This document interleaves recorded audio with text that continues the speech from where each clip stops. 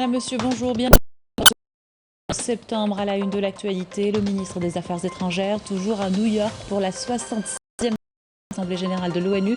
En marge, l'Algérie appelle à la ratification du traité d'interdiction globale des essais nucléaires. Nous ferons également le point sur les dernières rencontres du chef de la diplomatie algérienne.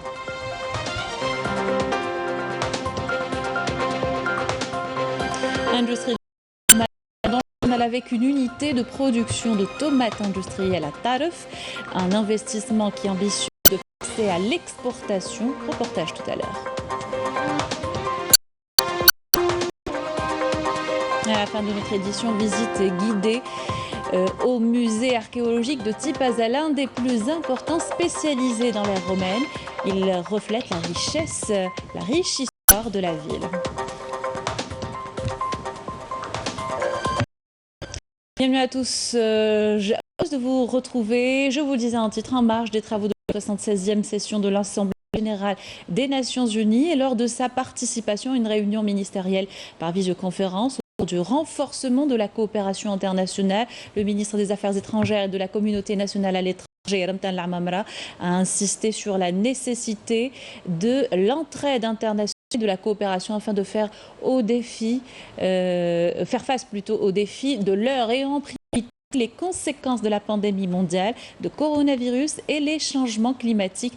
Dans le même sillage, l'Amamra a exhorté les pays membres à redoubler d'efforts afin au vaccin contre le Covid-19 étant le seul moyen pour faire face à cette pandémie, toujours en marge des travaux. Ramtan Lamamra a eu plusieurs rencontres et entretiens, notamment avec le président de la présente session de l'Assemblée générale des Nations Unies, Abdallah Shahid. Les deux parties se sont entretenues sur les moyens et mécanismes à même de permettre la concrétisation rapide des objectifs tracés et des priorités établies, notamment renforcement du soutien et de la solidarité entre les pays membres au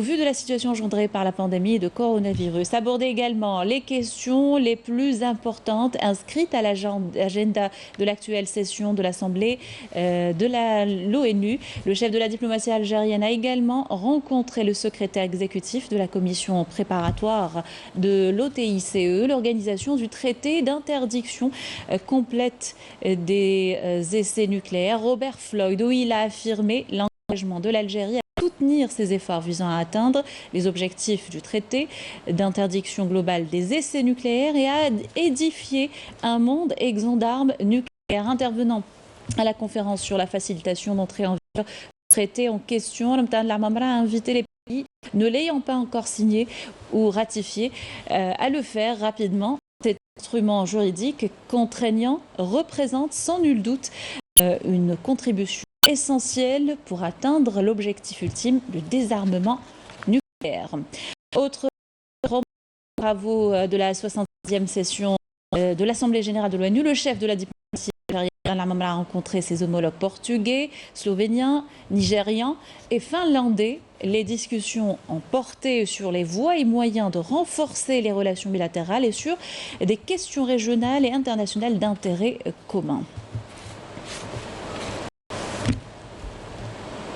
Toujours à l'heure de l'Assemblée générale des Nations Unies, en plus de l'Algérie, plusieurs pays africains ont plaidé devant la tribune de l'ONU pour le droit à l'autodétermination du peuple sahraoui. Le président sud-africain Cyril Ramaphosa a conforté les décisions pertinentes de l'Union africaine et les résolutions du Conseil de sécurité de l'ONU. De son côté, le président a déploré une atteinte au peuple sahraoui. Toujours au sujet de la coopération et l'entraide avec le peuple sahraoui, le ministre des Affaires religieuses et des Waqf, Youssef Belmahdi, a reçu hier une délégation sahraoui composée du ministre de la Justice et des Affaires sahraoui Mohamed Mbarek Ahmed Sidi et du ministre délégué chargé des Affaires religieuses Sid Ahmed Aleyet, en présence de l'ambassadeur sahraoui en Algérie. Il a été question des moyens de renforcer les relations bilatérales entre les deux pays, mais aussi et notamment des perspectives de développement de la coopération dans le domaine de la formation des imams. On écoute ces déclarations.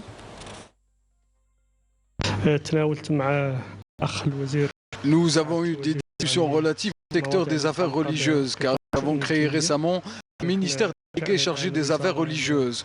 Nous avons également abordé la formation et l'accompagnement dans ce domaine, ce qui n'est pas une nouveauté, car le ministère algérien des affaires religieuses nous accompagne depuis la ministère.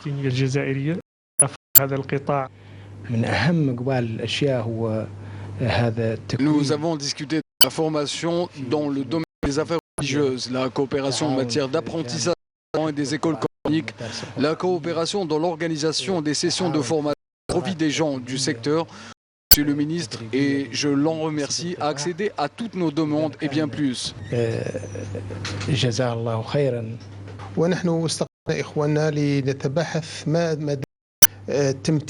Nous avons reçu nos frères afin d'étudier les voies et moyens de renforcer nos relations et notre coopération dans le domaine de la formation, notamment pour la formation des imams avec l'organisation de rencontres et éventuellement l'envoi des professeurs ou alors les recevoir ici en Algérie ou à travers nos instituts de formation. L'actualité également des centres scolaires, elle s'est déroulée dans de bonnes conditions. Même chose dans les écoles spécialisées dans la prise en charge des personnes aux besoins spécifiques. Au total, 147 établissements sont concernés. L'exemple dans cette édition, l'école pour malentendants à Alger, Yamina Saïdji.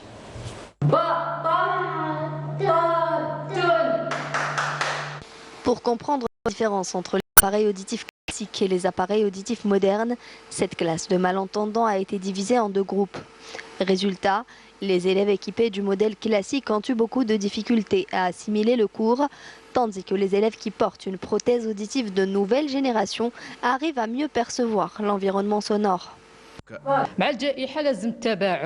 Avec cette pandémie, nous sommes obligés de respecter la distanciation physique.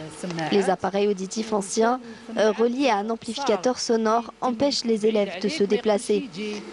Avec ce modèle nouvelle génération, j'arrive à communiquer avec les élèves sans aucune difficulté.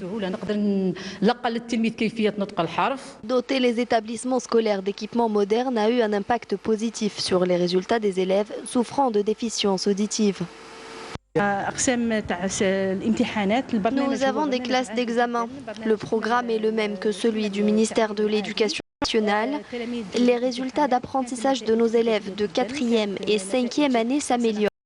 Et sur les 17 élèves à avoir passé leur bac l'an dernier, 6 ont réussi l'examen. L'État veille à fournir tous les établissements éducatifs en matériel moderne de type LEFM pour permettre à cette frange de la société de poursuivre leur scolarité dans les meilleures conditions.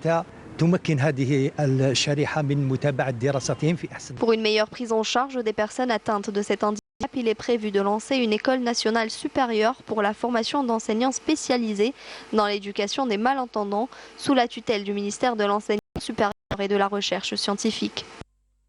Et on va parler de transformation avec cet exemple de réussite. Taraf, une unité de production de tomates industrielles, a relevé le défi de 300 000 boîtes par jour. Elle ne compte pas en rester là. Dans cette ligne de mire, l'exportation vers des pays voisins comme la Libye, la Tunisie, la Mauritanie ou encore le Niger. Reportage de Saïda Mayouf. En matière alimentaire, la transformation de la tomate industrielle tire à sa fin pour cette campagne dans la wilaya de Taraf. L'unité Cara de transformation, une des 6 opérationnelles dans la wilaya, produit actuellement 300 000 boîtes jour et les perspectives sont encore plus ambitieuses. On veille toujours pour produire des produits sains, conformes et de très bonne qualité. Pendant cette saison, on est arrivé à une production de 300 000 boîtes par jour, soit de tomates, soit de piments, soit de confiture. Donc tout ce qui est produit fini, on a atteindre un objectif de 300 000 boîtes par jour. On a une deuxième extension pour quadrupler et pour arriver à une quantité de 3200 tonnes par jour, Inch'Allah. Avec un outil performant et une création de postes d'emploi de l'ordre de 120 ouvriers permanents et une centaine de saisonniers, cette unité entend se tourner prochainement vers les marchés étrangers après satisfaction du marché national. Au début, on a les pays africains. Bien sûr, on a la certification parce que les hommes ont le stade de certification. On est certifié dans le HACCP ومازلنا نسيو ان شاء الله نديروا لا 22000 ديجا البروجي تاعها اونكور بربي ان شاء الله نبداو باللي بي افريكا كيما لا موريتاني لا ليبي لا تونيزي ومن بعديك ان شاء الله ولا نخافوا عندنا ما مارشي في النيجر وهذوما كل عندنا ديجا مارشي معاهم. Cette wilaya est dotée de 6 unités de transformation fonctionnelles sur un total de 8. Avec une capacité qui dépasse les 9000 tonnes jour. Alors, la production transformée cette année a dépassé les 2 250 quintaux. Les superficies et les productions ne cessent d'augmenter d'année en année. كنا نديروا لي 2000-3000 هكتار ان l'année passée درنا 5000 هكتار هذا العام on est à 5300 hectares avec une production qui a dépassé inchallah les 5000 quintaux. Dans cette unité de shot commune de Ben Mhidi, différents tests sont effectués au quotidien. La qualité du produit reste de mise. L'analyse physico-chimique tomate. درنا قسنا البريكس بياش بريكس الطوماط بياش والاسيديتي.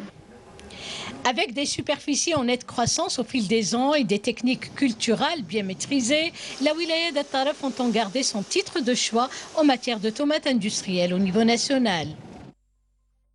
Le point sur la situation sanitaire à présent, celle-ci est stable à tendance baissière avec 161 nouveaux cas confirmés de coronavirus, 139 guérisons et 9 décès enregistrés au dernier bilan hier du ministère de la Santé.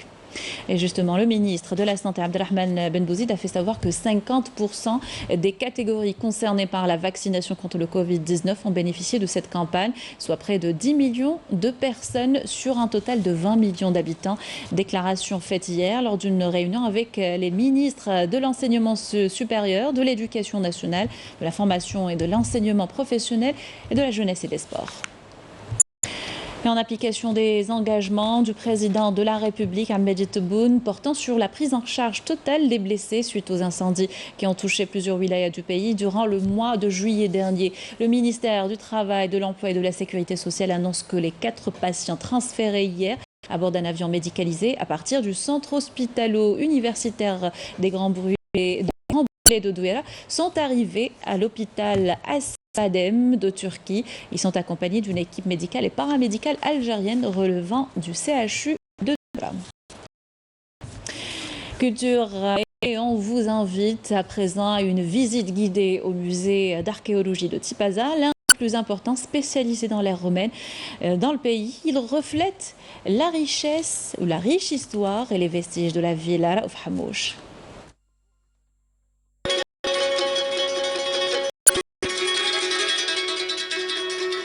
L'emplacement est majestueux, situé dans l'ancienne ville de Mauritanie. Nous sommes au cœur du musée archéologique national de la ville de Tipaza. Érigé en 1955, le musée recèle de véritables trésors des de l'histoire de la région et de la préhistoire.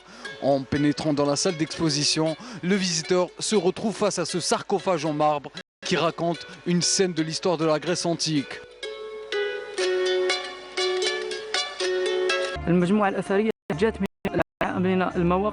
Tous les objets exposés ici proviennent des fouilles effectuées sur les 2 principaux sites de la ville. L'un est situé à l'est, autour de la basilique, l'autre à l'ouest, contenant les principaux vestiges relatifs à la vie civile et religieuse de cette époque. Ce musée laisse le visiteur admiratif devant la diversité et la beauté des pièces et objets exposés, notamment l'exceptionnelle collection de verres antiques qui figure parmi les plus belles du Maghreb. À l'époque, les Phéniciens se sont établis à Tipaza au 5e siècle avant Jésus-Christ pour ensuite fonder plusieurs comptoirs commerciaux. Nous avons pu retracer la vie quotidienne de cette civilisation grâce aux objets et pièces retrouvées lors des fouilles.